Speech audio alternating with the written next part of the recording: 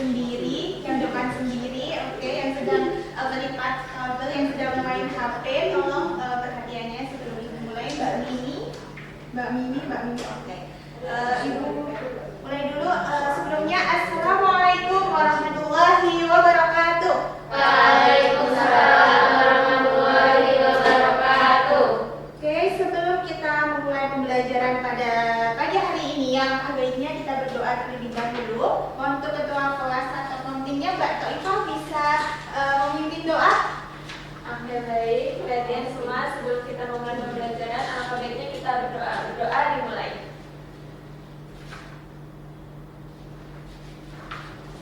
Doa. Oke, terima kasih Mbak Toifah sudah memimpin doa.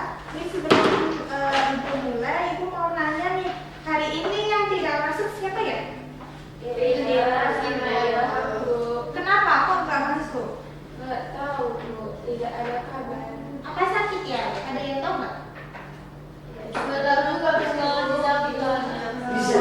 Oke. Mungkin untuk lain kali dari teman-teman semua, kalau misalnya nggak masuk itu ada izin ya, pakai surat ya minimal. Oke, kalau nggak langsung menghubungi ibu boleh.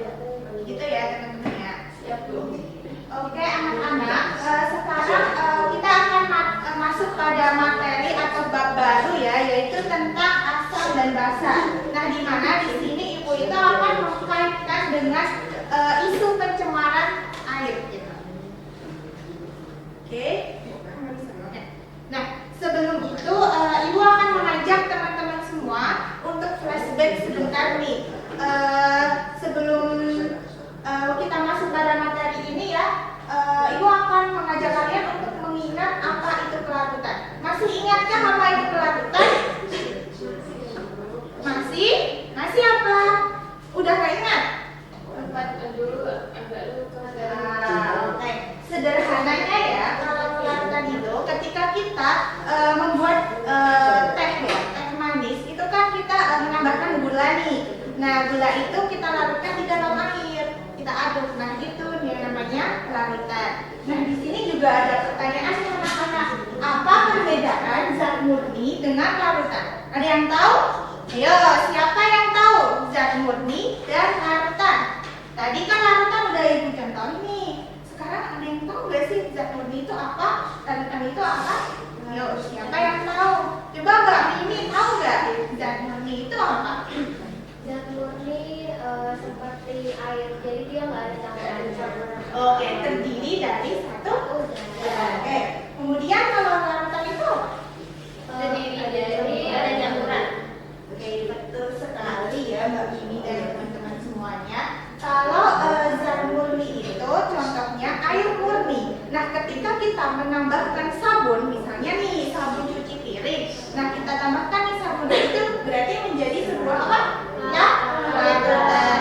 Ya, betul sekali. Nah, pada pagi hari ini kita akan belajar tentang apa ya? Kepribadian atau sifat-sifat dari larutan-larutan tersebut. Nah, selanjutnya kalian ini ibu apa ya? Di sini coba deh kalian lihat ini ada gambar apa aja. Di sini kan ada gambar ini apa? Bersih, lantai, Kemudian ada gambar apa lagi? sabun Itu sabun yang sudah di air. Itu kan larutan ya. Kemudian ada ini jaga apa? Cuka. Iya. Kemudian yang selanjutnya ada ini tuh pembersih wastafel. Iya.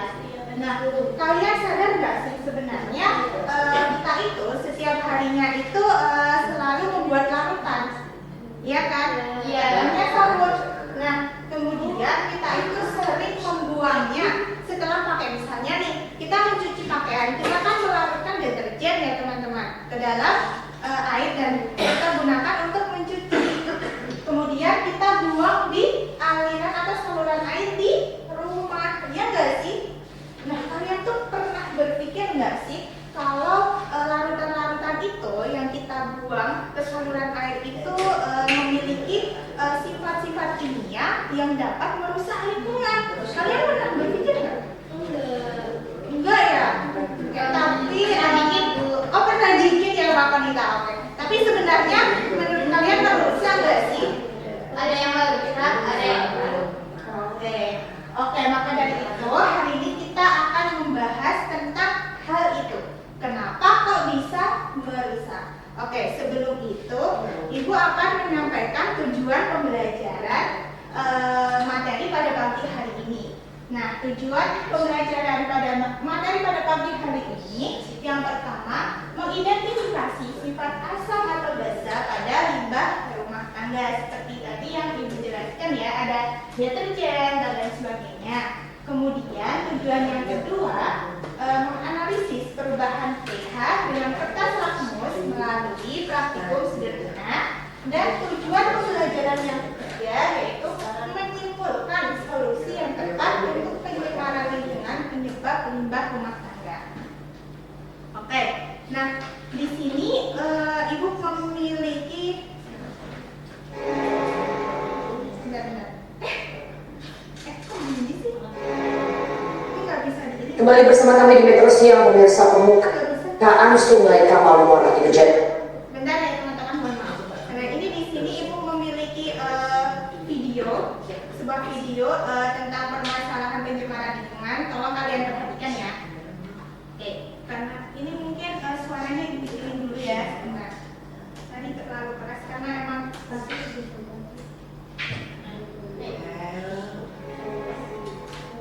Kembali bersama kami di Metro Siang pemirsa permukaan Sungai Kamal Muara di Medan, Jakarta Utara ditutup di Busa Putih dan juga dampak dari limbah yang dibuang ke sungai. Selain itu, bau tidak sedang tercium kuat di sekitar sungai dan mengganggu aktivitas warga. Dari mana limbah ini berasal? Berikut kami hadirkan informasinya dalam segmen telusur kasus Sungai Berbusa Limbah Ancam Warga.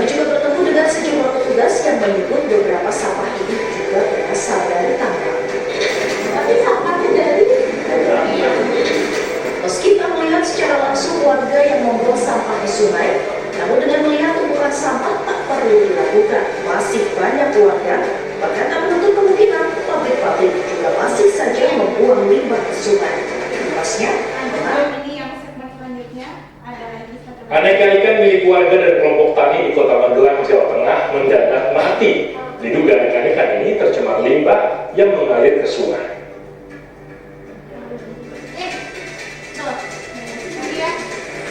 Busa putih yang memenuhi saluran irigasi Sungai Gandekan di Kelurahan Tidar Selatan, Kecamatan Magelang Selatan, Jawa Timur ini dituding sebagai penyebab matinya ikan-ikan di sungai tersebut. Selain itu, ikan di sejumlah kolam dan pemancingan milik warga maupun kelompok tani yang tercemar juga mati. Ada mati ya ikannya.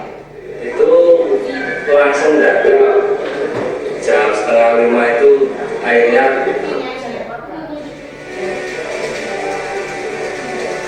Dari Magelang, Jawa Tengah, Didi Suryana, TV One mengabarkan.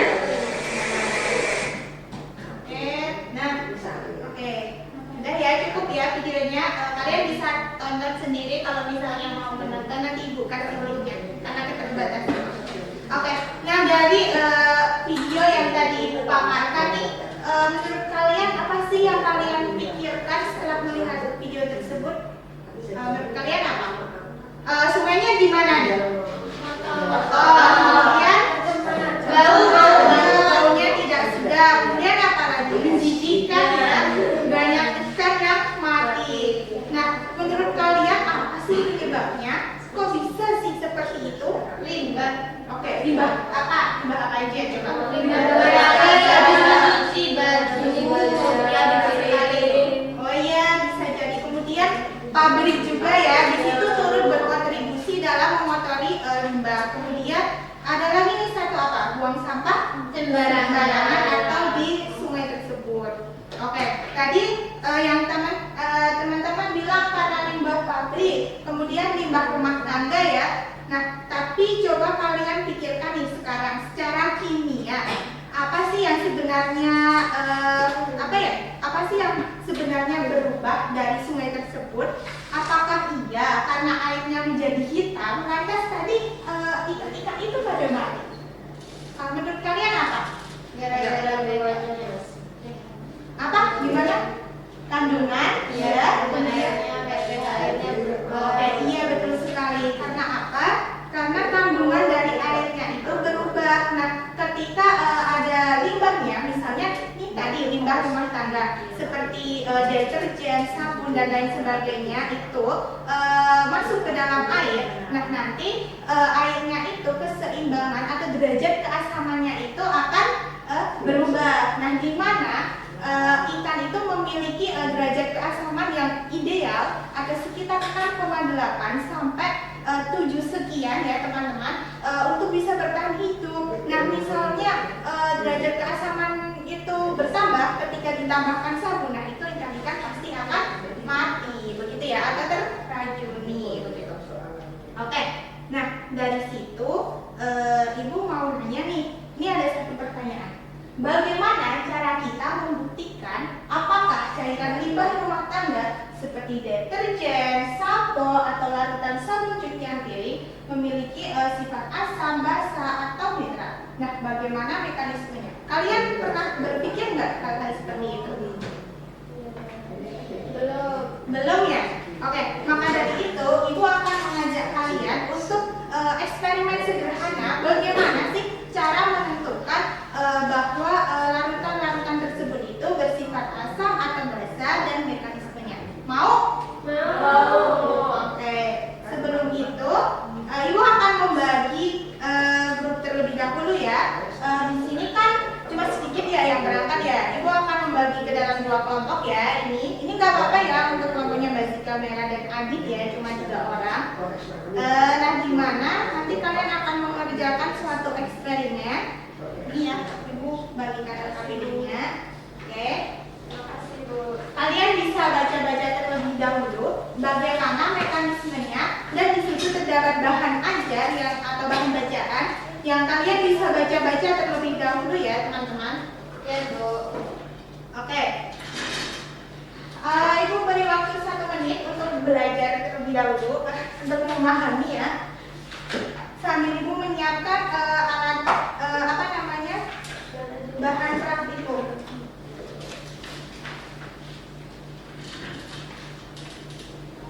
Oke, untuk satu perwakilan bisa maju ke depan ya, mengambil bahan atau alat-alat yang dibuat untuk praktikum. Iya, salah satu aja kalau bisa. Lihat.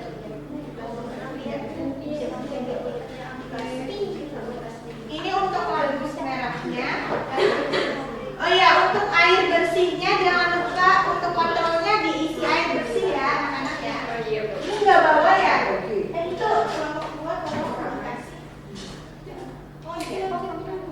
Ya ini punya saya ya, itu kamu yang saya bawa. Ya,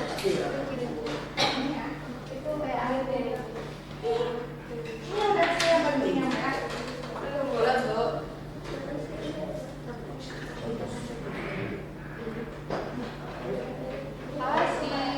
Ibu beri waktu 5 menit untuk mengerjakan ini. Kalian sanggup nggak? Insya Allah. Nanti kalau kurang tambahin ya Bu. Boleh. Ini kan udah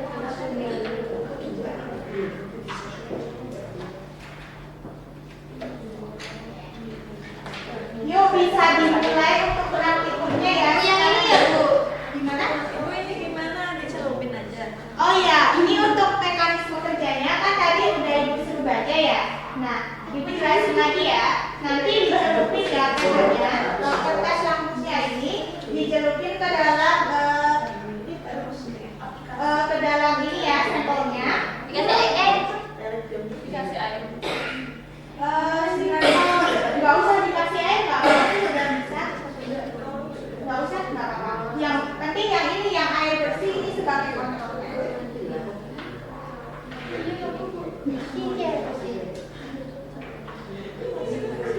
Langsung ya. Kemudian nanti untuk hasilnya ditulis di mana? Ditulis di ininya.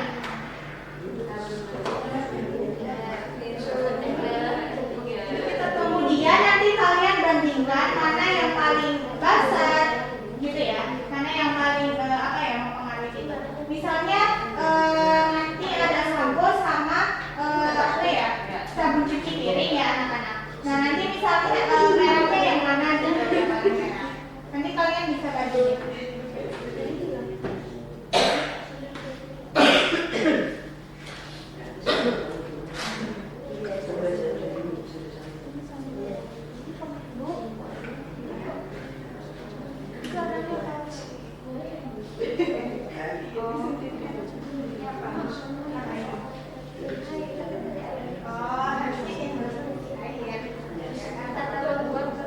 Nggak apa-apa ditulis aja di situ. Nanti karena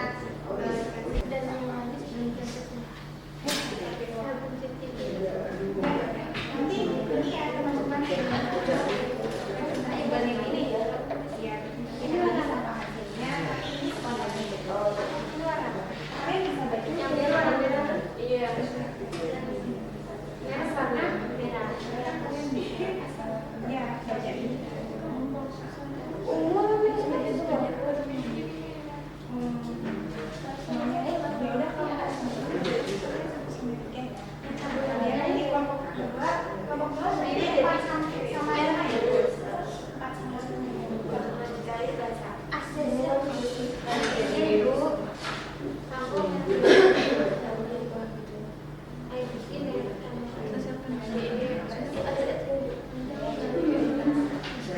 Udah ya, kalian udah belum? Oke, teman-teman, waktunya udah habis ya. Mohon perhatiannya, bisa perhatiin ibu di depan. Ya, udah selesai ya. Untuk kelompok 1 aman? Kalau hati-hati ya, nanti licin soalnya itu sabun.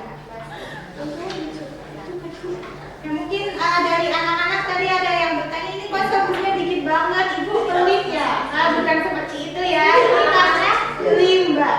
Oke? Karena mengurangi limbah.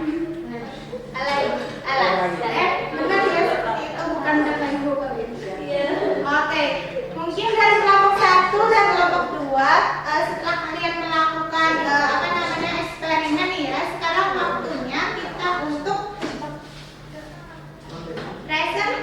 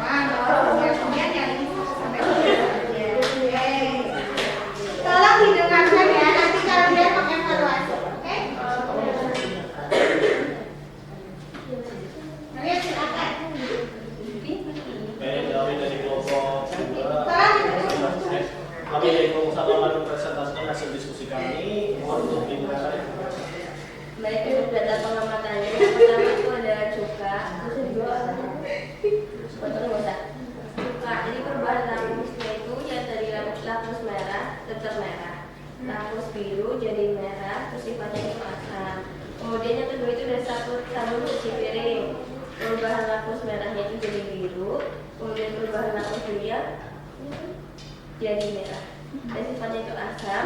Yang ketiga itu ada sabun mandi cair, telah diuji dengan perubahan lampu merah yang menjadi biru, perubahan lampu biru tetap biru, ini sifatnya basah. Kemudian yang keempat itu sampo, perubahan lampu merah tetap merah, untuk lampu birunya jadi merah, sifatnya asam. Dan yang kelima air bersih itu lampu merah tetap merah, lampu biru tetap biru, jadi sifatnya netral. Kemudian untuk penyajian hasil akan dijelaskan oleh rekan saya. Oke, nomor 1 itu kan jelaskan bagaimana mekanisme dalam membuktikan suatu larutan bersifat asam atau basa. Nah, menurut pendapat kelompok kami itu salah satunya menggunakan kertas lakmus, karena kertas lakmus itu adalah kertas indikator yang mengandung zat pewarna yang sangat sensitif. Perubahan warna kertas ini terjadi karena reaksi kimia dengan zat dan dioksida. Jadi nanti kita bisa mengetahui itu sampelnya bersifat basah atau asam. Terus yang kedua itu kan jelaskan pengertian larutan asam dan larutan basah berdasarkan perubahan warna yang kalian amati pada kertas lakmus menggunakan bahasa kalian sendiri. Udah.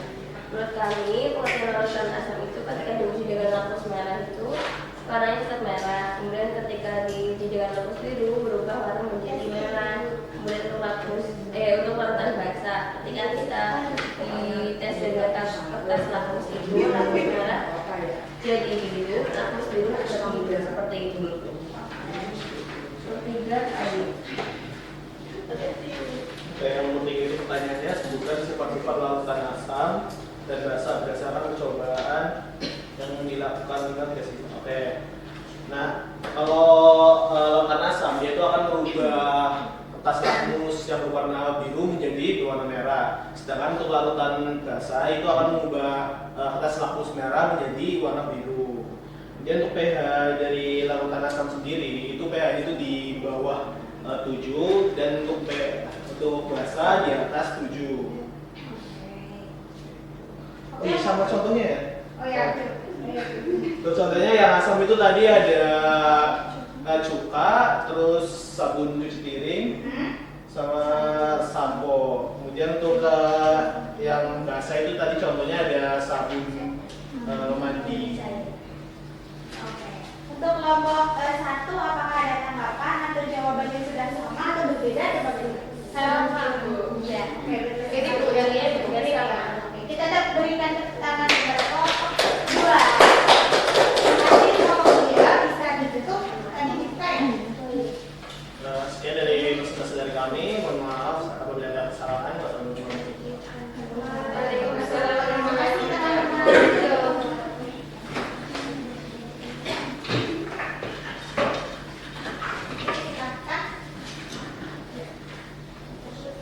Assalamualaikum warahmatullahi wabarakatuh. Waalaikumsalam warahmatullahi wabarakatuh. Kami dari kelompok 1 akan memaparkan hasil diskusi kami. Yang pertama, hasil uji kami.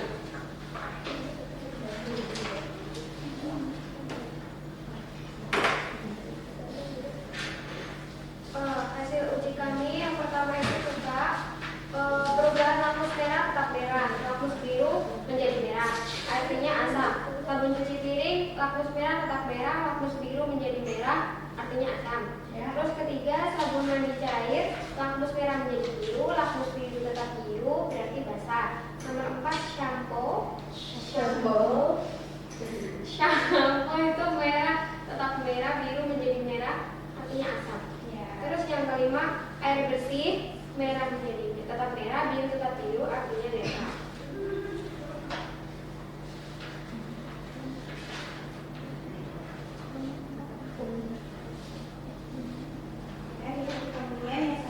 Selanjutnya itu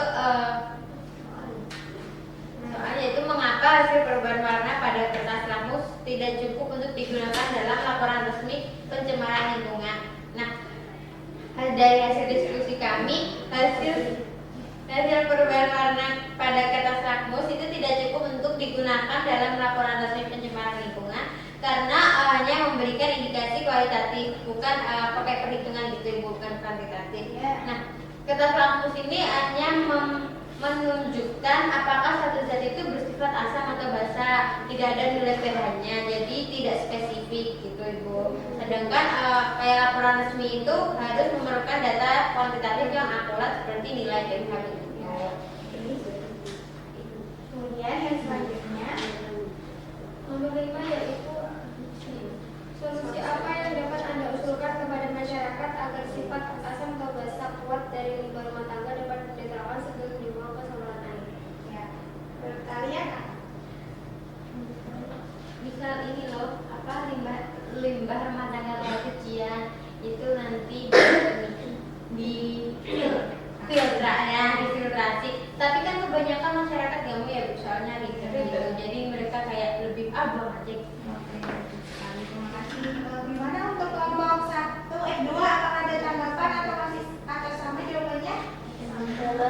Oke, berarti semuanya udah sama ya. Oke, terima kasih untuk kelompok 1. Bisa ditutup. Baik, sekian presentasi dari kelompok kami. Apabila ada kekurangan dan kesalahan, mohon maaf. Wassalamualaikum warahmatullahi wabarakatuh. Terima kasih.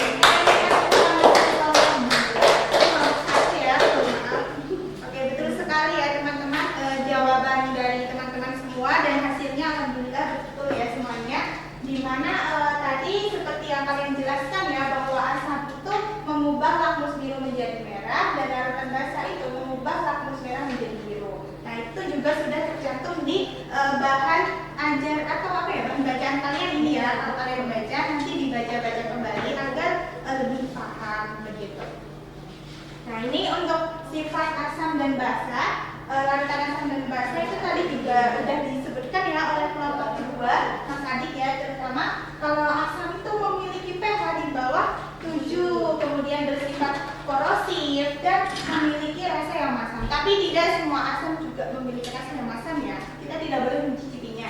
Yaitu tadi seperti bisa kita apa ya sambil mencicipi juga nggak boleh ya untuk dicicipi kita menggunakan indikator atau kertas lakmus ya. Kemudian untuk sifat basa itu memiliki pH di atas 7, kemudian bersifat licin, kaustik itu merusak kulit ya. Kemudian tadi ya seperti tadi dan memiliki rasa yang pahit. Tapi tidak semua basa memiliki rasa yang pahit ya. Contohnya apa tadi? Sampo ya. Tadi kita kiranya basa ternyata ketika kita celupkan kertas lakmus malah asam. Oke, saatnya sekarang waktunya untuk kuis ya teman-teman. Kalian bisa scan QR berikut dan Ibu berikan waktu 1 menit untuk mengerjakan. Karena apa? Karena Ibu sudah menganggap kalian itu sudah paham ya. Jadi 1 menit aja. Ini soalnya hanya 10 untuk menguji pemahaman kalian. Iya. Sebentar. Untuk linknya udah bisa di-scan.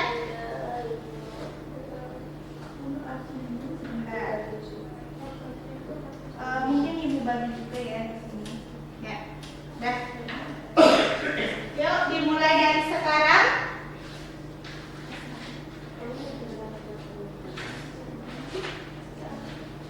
Oke. Tinggal 40 detik lagi.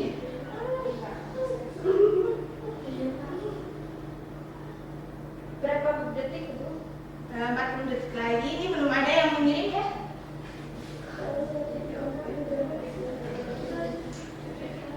Gak apa-apa, ini kan cuma quiz ya untuk menguji pemahaman kalian.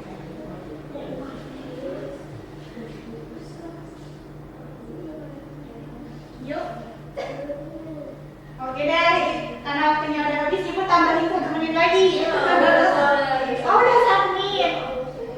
Oke, Ibu tambahin 1 menit lagi deh, 2 menit. Ini untuk menguji mental.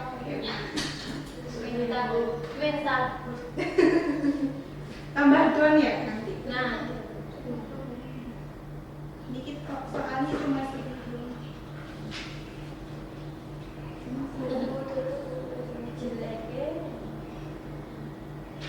Oke. 20 detik lagi.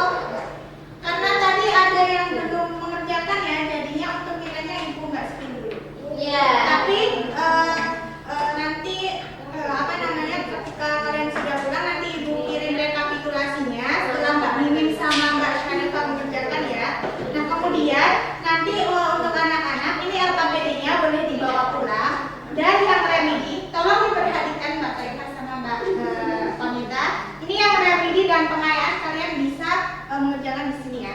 Untuk minggu depan nanti Ibu tagih remedial dan pengayaannya. Oke? Iya, Bu. Oke. Untuk selanjutnya yaitu menyimpulkan. Di sini ada yang menyimpulkan nggak? Apa yang kalian dapat hari ini? Ayo siapa? Oke deh, Mbak Merah. Silakan.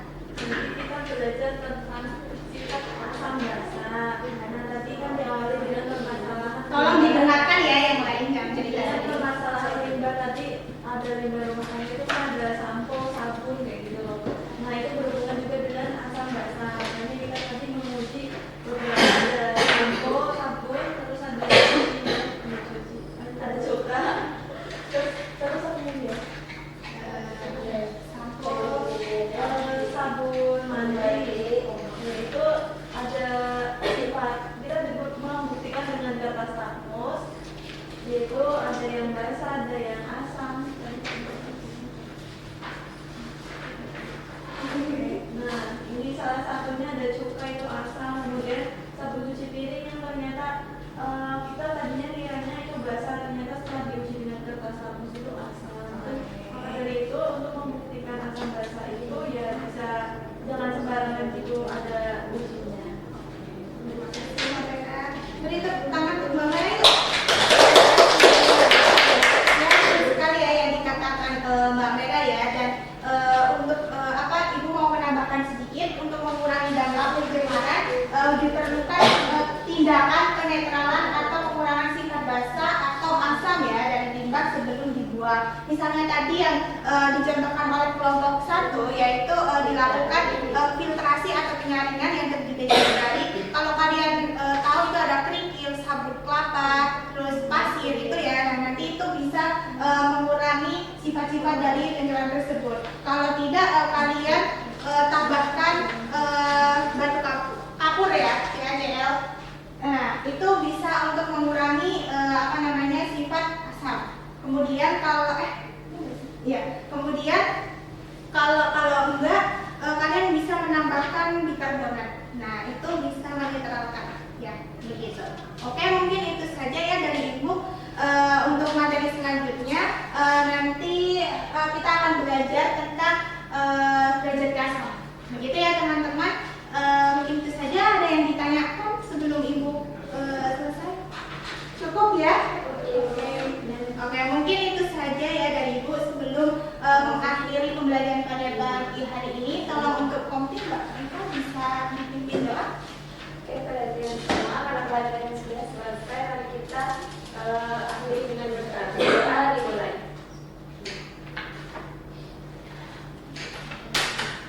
Berdoa selesai. Oke, Ibu akhiri. Wassalamualaikum warahmatullahi wabarakatuh. Waalaikumsalam.